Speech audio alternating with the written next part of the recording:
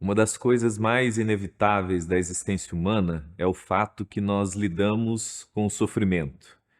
Um dos textos mais honestos de Jesus, no fim da sua caminhada ministerial, foi quando em João 16 ele se volta para os discípulos e fala: Olha, nesse mundo vocês vão passar por aflições, mas tem de bom ânimo, tem uma boa atitude, porque eu venci o mundo. E se existe algo que é inevitável, que é lidar com o sofrimento, a gente tem que entender que a gente nunca sai desses períodos de dor e de tribulação da mesma forma. Ou nós saímos melhores, ou nós saímos piores. Ou esses processos de dor, de tribulação e sofrimento nos faz sair mais maduros, autoconscientes, com o coração e a consciência mais dilatada para a vida, ou saímos amargos, rancorosos, raivosos, repletos de autocomiseração, com um olhar como se o mundo e Deus devesse algo para nós pelo fato de termos sofrido. E essa experiência de como nós sairemos desses processos de dor, o que vai alterar é a atitude com a qual nós lidaremos com as tribulações, com qual é a nossa postura interior, que nós vamos enfrentar esses processos de dor que vêm para todos nós.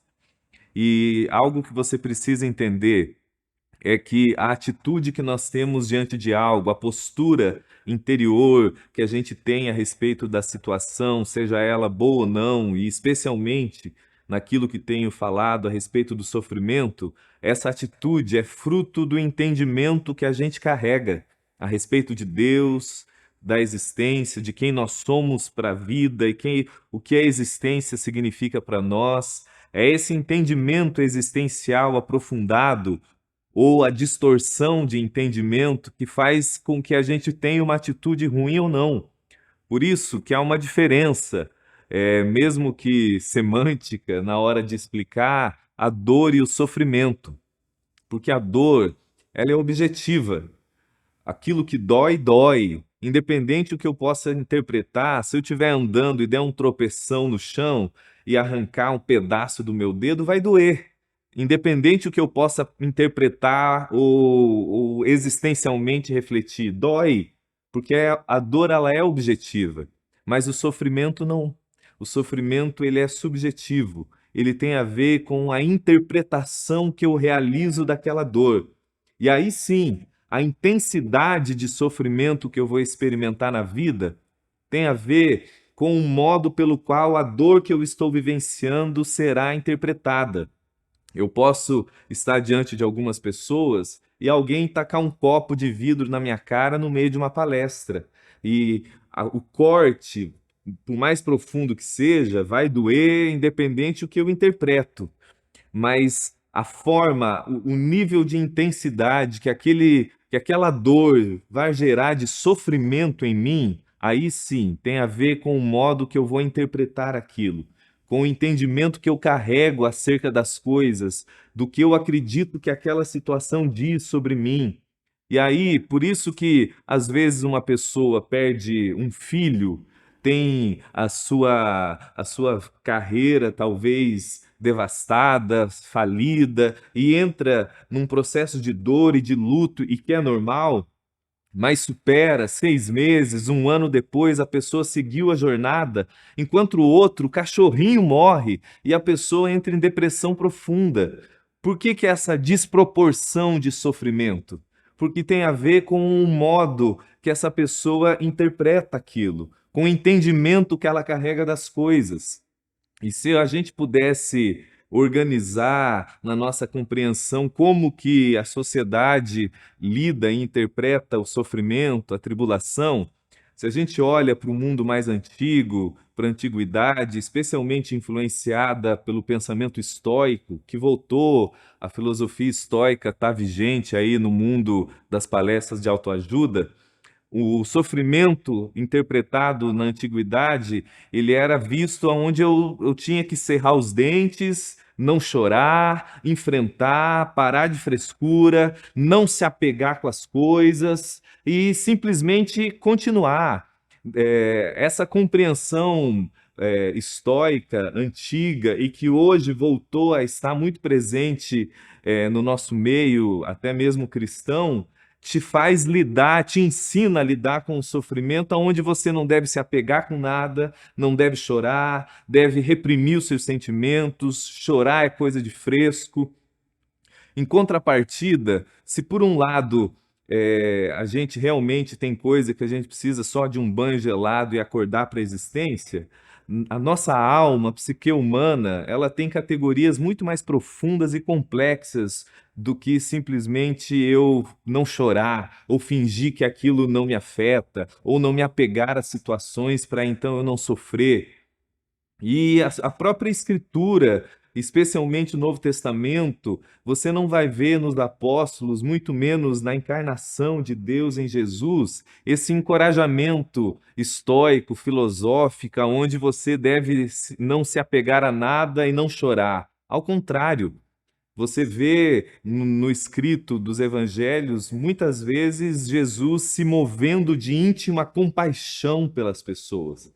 Em João 11, diante do túmulo do seu amigo Lázaro, vendo as irmãs de Lázaro sofrendo, Jesus não dá uma gargalhada de fé e uma confissão positiva. Não, ele chora. Por quê? Porque isso é uma das coisas mais lindas que a gente vê nas Escrituras, que o modo que Deus lida com o sofrimento em Jesus, em Cristo, é sofrendo conosco, é sentindo as nossas dores. Hebreus fala que Cristo, como nosso sumo sacerdote, ele sabe o que é passar pelo que nós passamos, porque ele sentiu conosco. E hoje, pelo Espírito Santo, misteriosamente, Romanos 8 fala que o Espírito Santo em nós, quando nós estamos sofrendo e gemendo, ao invés dele ser um Deus apático e que simplesmente mande a gente parar de frescura, o texto fala que o Espírito geme em nós e intercede conosco com gemidos inexprimíveis. Isso é uma das coisas mais lindas que as Escrituras colocam de a maneira de Deus lidar com a nossa dor é sofrendo e chorando conosco.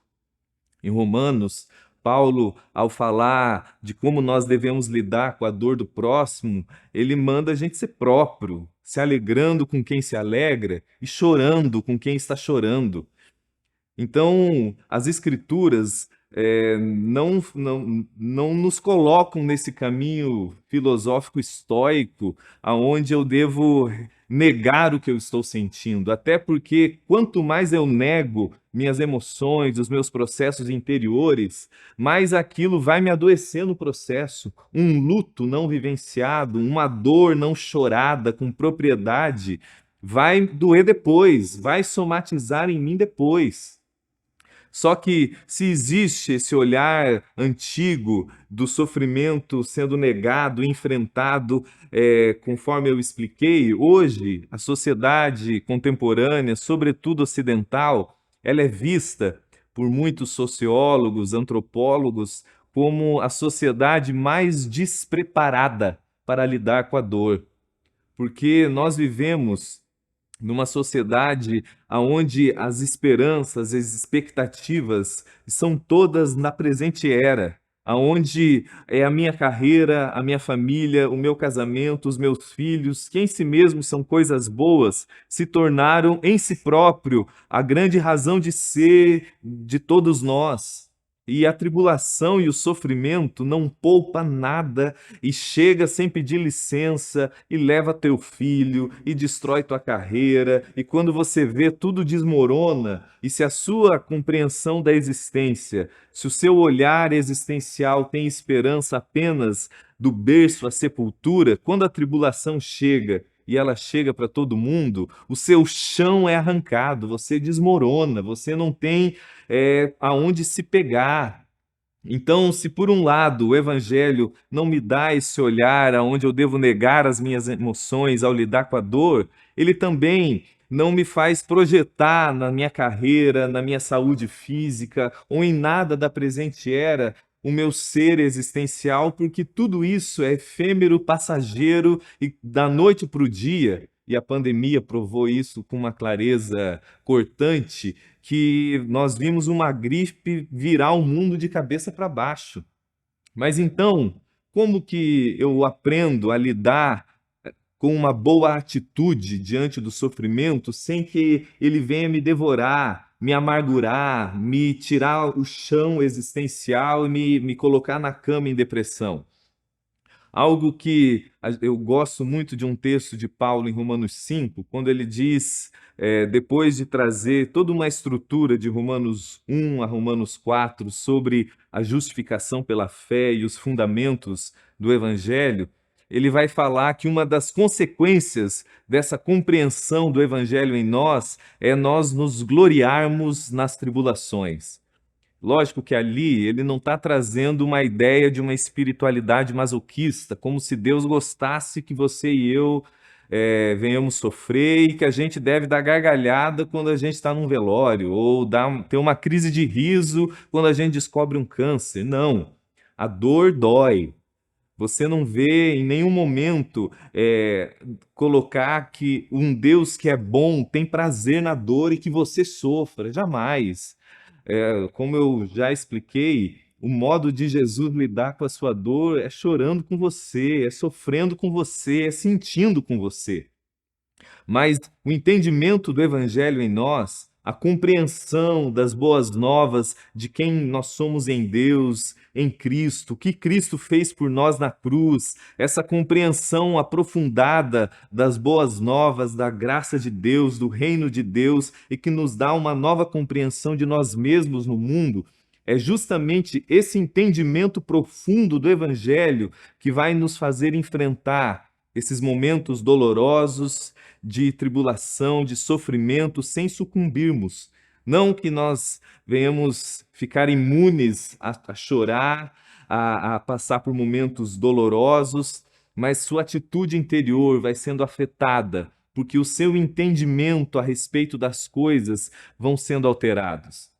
E quando eu penso sobre o que o sofrimento possa significar na minha e na sua existência, ou especialmente o que o seu sofrimento, o que você está passando agora, possa ter como significado, você não vai ver nas Escrituras uma obrigação do Evangelho em explicar tudo e nos fazer entender tudo. Mas existem algumas realidades claras, objetivas e absolutas sobre você e sobre mim em Cristo, por causa da obra da redenção, que nos faz entender o que o sofrimento não significa.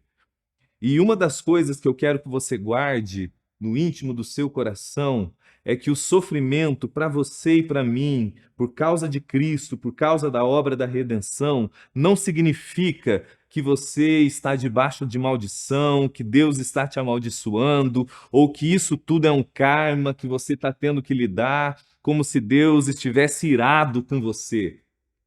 Porque se uma das coisas, se por si só o sofrimento já é horroroso em graus de intensidade quando a gente está vivenciando, você ter a compreensão de Deus contra você no processo da sua dor, do seu divórcio, do seu luto, da sua experiência de falência, de uma doença avassaladora que chega na sua casa, você ter a compreensão que nesse processo doloroso é Deus te amaldiçoando, é Deus contra você, vai se tornando genuinamente insuportável. Mas a boa nova do Evangelho, que o sofrimento para mim e para você não significa que Deus está nos amaldiçoando, porque o modo que Deus lida com a minha e as suas maldições, o modo que o Deus lida com o meu e os seus karmas, conforme nós vemos em Isaías 53 e depois reafirmado por Paulo em Gálatas 3, é que Deus absorveu em Cristo as nossas maldições, o castigo que era nosso, a ira que era nossa, a loucura que era nossa, foi absorvida de uma vez por todas em Cristo. Por isso que a minha e a sua maldição, Gálatas 3 fala que Cristo se fez maldito por nós na cruz. E é por causa de Cristo, por causa daquilo que Deus fez em Cristo, que hoje, mesmo no seu momento de dor, Mesmo quando você vê tudo desabar sobre a sua cabeça e você não sabe nem o porquê e talvez passe por isso tudo sem entender o porquê. Você pode ter a certeza absoluta, baseada na obra da redenção, na cruz e na ressurreição, que Deus não está contra você e não está te amaldiçoando, que Deus não está com ódio de você. Ao contrário, depois de profetizar em Isaías 53 sobre essa ápice do que aconteceria na cruz, com Deus absorvendo em Cristo e levando sobre si as nossas maldições e enfermidades, Isaías 54 fala que o resultado disso é que nós fomos colocados numa eterna aliança de paz. Deus está em paz conosco, mesmo quando tudo está desmoronando. Deus não está nos amaldiçoando e com raiva de nós, mesmo quando você está internado com câncer. Você precisa ter claro isso dentro de você, meu irmão e minha irmã. Caso contrário, a sua experiência interior, que já seria dolorosa, vai se tornando insuportável quando a figura eterna de Deus vai te engolindo nessa compreensão distorcida que deve ser maldição, deve ser karma, deve ser Deus irado comigo. Jamais. Quando você encara as suas dores e tribulações, deixe com que elas sejam processadas e interpretadas à luz do Evangelho, das boas novas do que Deus fez em Cristo. E se uma das coisas importantes é saber que Deus não significa o meu sofrimento, que Deus está me amaldiçoando, também não significa que Deus me abandonou. Quando você está passando por um momento doloroso, especialmente quando você causou esse momento doloroso. Porque se é difícil para nós lidar com a dor e com a tribulação, com o sofrimento, quando ele é causado a gente, e por si só isso já é horroroso, agora quando a dor que você está vivenciando, o sofrimento que te alcançou é resultado das suas más escolhas, de você ter enfiado os pés pelas mãos, uma das coisas que a nossa alma tende a acreditar é que Deus nos abandonou nesse processo. E que esse sofrimento que você está passando significa que Deus te abandonou. E essa é mais uma mentira, um sofisma enganoso que a nossa alma vai acreditando e que vai fazendo a tribulação e a dor se tornarem insuportáveis no processo. Mas a boa nova de Cristo para nós, para mim e para você, lá em Mateus 27, quando Jesus fala, Deus meu, por que me desamparaste? Quando ele estava absorvendo o pecado de todos nós, a maldade de todos nós, nessa resolução eterna que estava acontecendo na cruz, ele estava provando a nossa separação para com Deus, estava provando a nossa rejeição, para que por causa dele ter provado que era nosso, e vivenciado a separação eterna que era nossa, provado os nossos infernos de uma vez por todas. O autor de Hebreus, no capítulo 13, diz assim: eu não te disse, Deus falando conosco, que eu nunca te deixarei, que eu nunca te abandonarei. A certeza que você e eu podemos ter no momento de sofrimento. Talvez você não sabe e não vai saber o que ele significa, mas você pode ter certeza que esse sofrimento que você está passando não significa que Deus te abandonou. O Salmo 23 diz que mesmo no vale da sombra da morte, você pode dizer, tu estás comigo. Você pode ter a confiança absoluta que no meio do seu caos, Deus está com você lá. Há um salmo incrível que diz que para Deus, trevas e luz são a mesma coisa. Você e eu, sim, lidamos com momentos de dores e ficamos desesperados, mas existe algo poderoso e consolador para mim e para a sua alma. Quando a gente se lembra a partir do Evangelho que no momento daquela dor, naquele vale de sombras, da morte, de lágrima, e que infelizmente nós mesmos nos colocamos lá, você compreender que naquele processo Deus não te abandonou. porque Cristo provou o seu e o meu abandono de uma forma eterna na cruz, de uma vez por todas, você e eu podemos ter a certeza absoluta, imutável, de que Ele nunca nos deixará, de que Ele nunca nos abandonará. E para encerrar, eu gostaria que você guardasse no mais íntimo da sua alma que o sofrimento não significa que Deus não te ama ou está te amando menos porque você está passando por um sofrimento. Na nossa mentalidade, especialmente intoxicada pela teologia da prosperidade, hoje chamada teologia do coach, a gente imagina que se tudo está dando certo, se todas as portas estão abrindo, se todo mundo está nos aplaudindo, a nossa alma tem o engano falacioso de achar que isso é um símbolo de que Deus nos ama mais. Agora, se as portas começam a fechar, se as coisas começam aparentemente a dar errada, se eu vou no médico e descubro que estou com uma doença, isso deve simbolizar de alguma forma que Deus está me amando menos. O que, mais uma vez, é um engano completo, é uma negação da lógica maravilhosa do Evangelho. Porque a boa nova para mim e para você, em Romanos 5, verso 8, Paulo diz que Deus provou o seu amor por mim e por você, tendo Cristo morrido por nós, sendo nós ainda pecadores, quando nós estávamos desconectados e mortos espirituais, Ele morreu por nós na cruz. Aí ele diz, quanto mais agora, já redimidos, justificados, reconciliados, como agora Ele não nos salvará da ira vindoura? Ou em Romanos 8, quando ele diz, o que nos separará do amor de Deus? Tribulação, morte, perigo, espada. Ele faz uma lista de coisas aparentemente que poderiam nos levar à conclusão de que Deus está nos amando menos pela dor que a gente está passando. E a forma que ele encara isso tudo, ele diz, diante de todas essas coisas, nós somos mais do que vencedores. Essas circunstâncias não dizem nada sobre nós. As dores que nós estamos passando, os sofrimentos que nós estamos experimentando, não definem o quanto Deus nos ama ou se estão nos amando mais ou menos. O amor dele por mim e por você é imutável e ele foi provado de uma vez por todas na cruz. E esse amor que me alcançou e te alcançou de uma forma eterna, ele conclui numa lógica profunda e graciosa, dizendo que nada é capaz de nos separar desse amor que está em Cristo Jesus. Meu irmão, minha irmã, querido, guarde isso dentro de você.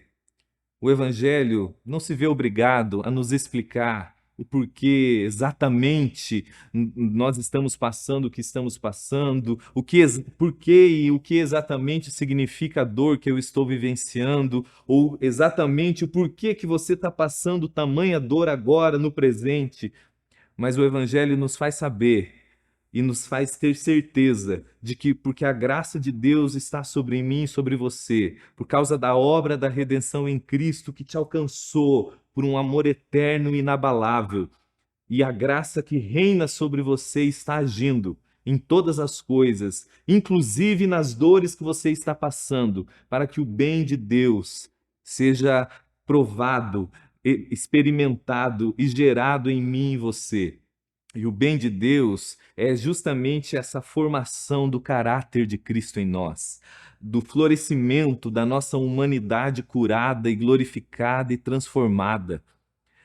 Quando a gente começa a assimilar e absorver isso e deixa a nossa mente, o nosso entendimento ser tocado e renovado pelo Evangelho, ao invés de passarmos por esses momentos de dores e sairmos amargos, aflitos, auto-vitimados, nós saímos mais fortes, pacificados, mesmo com lágrima, mesmo sem grandes respostas que possam explicar filosoficamente tanta dor que você já vivenciou ou está passando, mas com a segurança interna de que a graça está reinando e fazendo com que cada coisa que você está passando, por pior que ela seja, trabalhe para o seu bem.